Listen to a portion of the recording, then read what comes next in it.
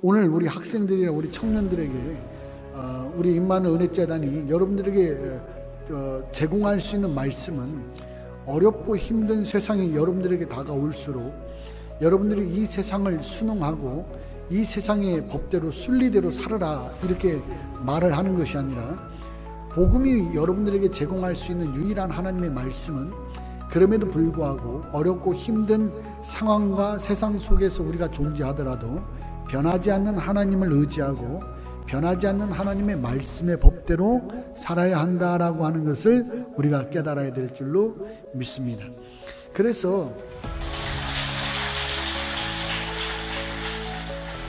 다니엘은 큰 어려움을 겪고, 또 그 이름도 창시 계명, 우리 말로 계명이 됐죠. 다니엘은 바뀌어지게 되었고, 사드락과 메삭과 아벳느고도 하냐냐와 미사엘과 아사랴라고 하는 이름으로 이름이 완전히 바뀌게 됩니다. 그러니까 이름이 바뀌었고, 입는 옷이 바뀌었고, 말이 언어가 바뀌었고, 그러니까 언어가 바뀌니까 생각하는 사고가 바뀌고, 또 그들의 언어 속에 잠재되어 있는 그들의 우상 숭배라든지 그들의 모든 규리와 규범들이 말 속에 있는 것들이 자기에게 합리화되지 않겠습니까?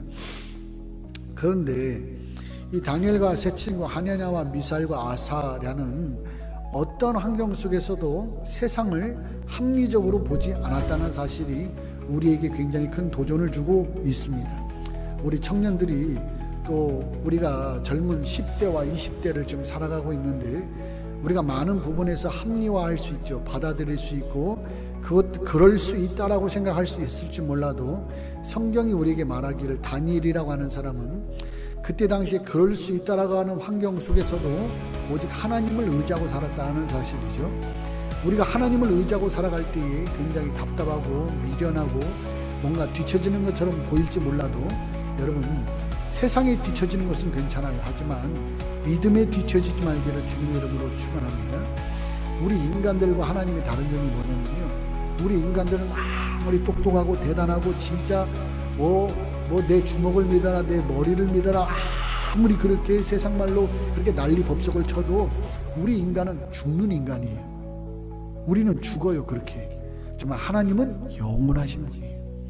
그래서 우리 하나님만이 우리 청년들의 앞길을 인도하실 수 있다고 하는 것을 꼭 믿으시길 주의 이름으로 축원드려요. 제가 우리 임마누엘 은혜재단의 말씀이 여러분들에게 진짜 빚진 자의 마음으로 줄 수 있는 것은 무엇이냐면, 이렇게 하면 된다, 저렇게 하면 된다가 아니라 하나님의 말씀대로만 사세요. 여러분, 이제 파릇파릇한 20대 아닙니까? 이제 파릇파릇한 10대, 이제 파릇파릇한 그 젊은 30대 아닙니까? 우리가 이때, 너희 청년의 때에, 너희 공고한 날에 이르기 전에 너를 창조한 창조자를 기억하라 라고 얘기해요. 너희 청년의 때에, 너희 공고한 날에 이르기 전에. 청년의 때 뭐가 공고합니까? 친구들 있죠, 만나면 놀 사람 있죠, 재미가 있죠. 청년의 때 옆에 사람이 바글바글 하지 않습니까? 하지만 성경은 청년의 때에, 너희 공고한 날에 이르기 전에 너희 창조자를 기억하라 라고 얘기를 하는 거예요. 여러분들에게 그 어떤 사람이 위대한 스승이 이러면 된다, 저러면 된다 해서 되는 게 아니라, 하나님이 여러분들의 가장 위대한 스승이 되는 것을 우린 알아야 돼요. 아리스토텔레스, 소크라테스, 플라톤, 니체, 이런 사람들이 이렇게 했다 저렇게 했다, 유튜브를 통해서 얼마나 많은 맥심들이 우리에게 막 쏟아져 들어옵니까? 참 멋있는 말이지만 제일 세상에서 우리를 살 수 있도록 하는 말씀은 하나님의 말씀밖에 없다는 것을 믿으실 주의 이름으로 축원합니다. 내 아들아, 내 어미의 법을 지키고 내 아비의 법을 지키고 내 어미의 목소리를 금사슬을 네 목에 걸고 진리를 찾고 말이죠. 이 하나님의 말씀이 여러분 참 고리타분하게 들려도 이 하나님의 말씀밖에 나를 살릴 수가 없다, 이 말이에요. 그래서 우리는 정말 기억해야 될 것은, 여러분, 우리가 아무리 정말 대단한 사람이 되고 똑똑한 사람이 돼도 말이죠, 우리 인간 별것 아닌 것을 꼭 기억하기를 주의 이름으로 축원합니다.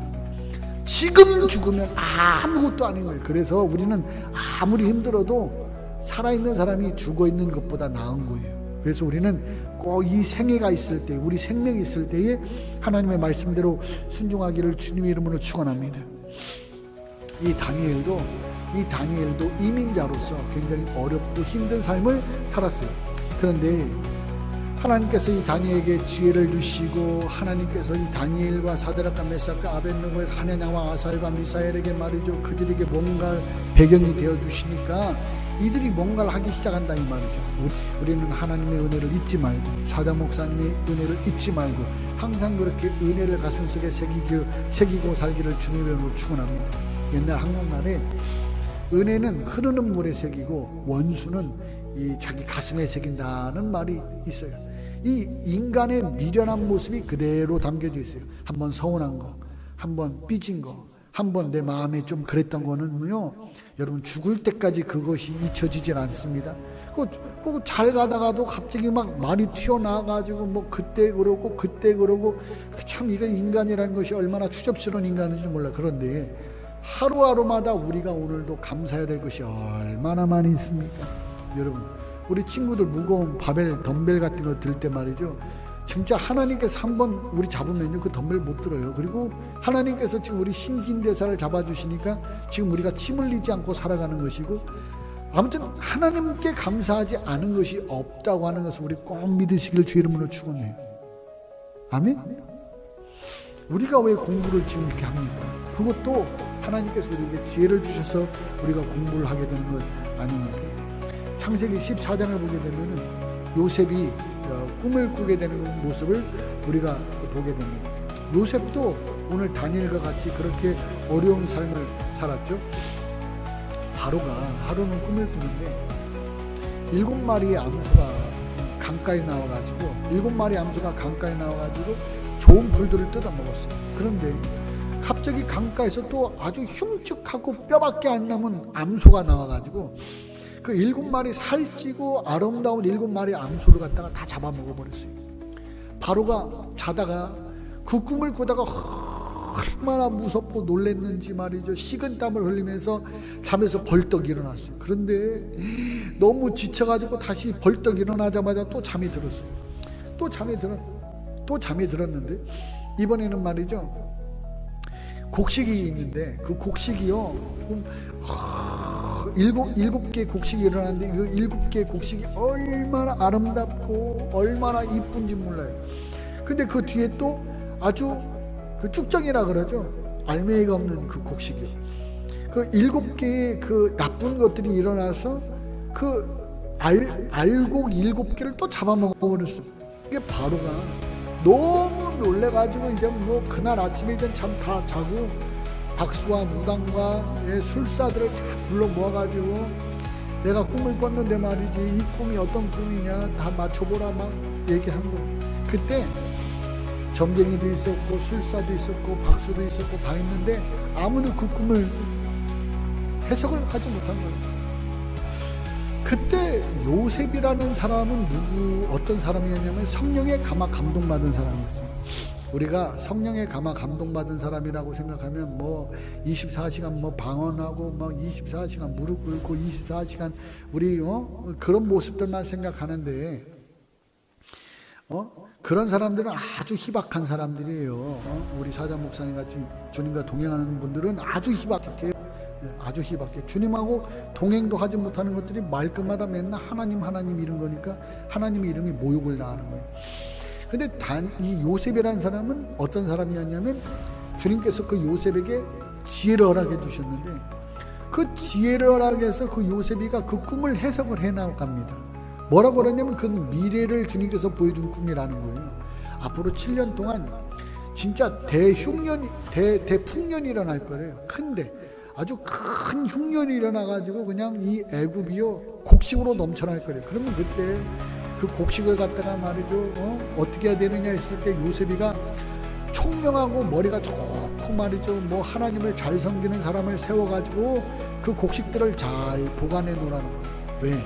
7년 후에 흉년이 옵니다 라고 얘기해요. 여러분 7년이에요. 7년이면요 초등학교 1학년 들어가가지고 초등학교 6학년 끝나지도 않았어요. 중학교 1학년이 넘어야 7년이라는 거예요. 7년. 그 7년이라는 세월 동안에 우리가 그 앞날을 어떻게 알아요?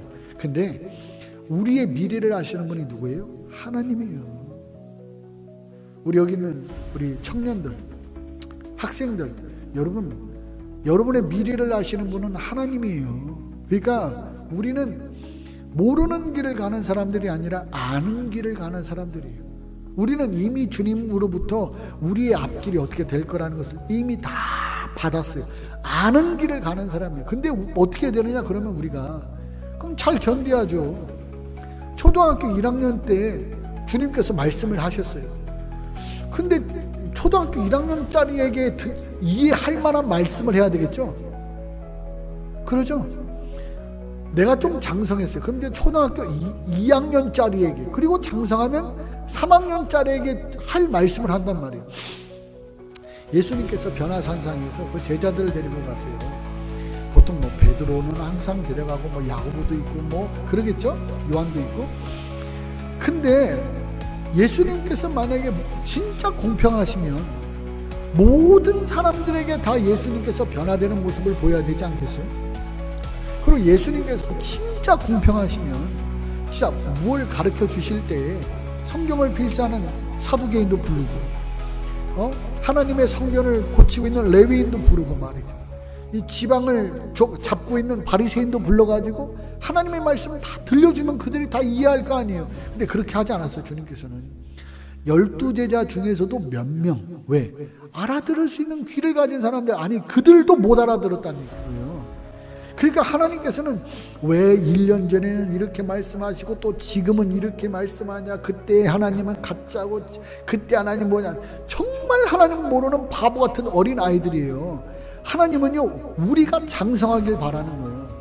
초등학교 1학년짜리에게는 1학년짜리에게 듣는 말을 해야 되는 거예요.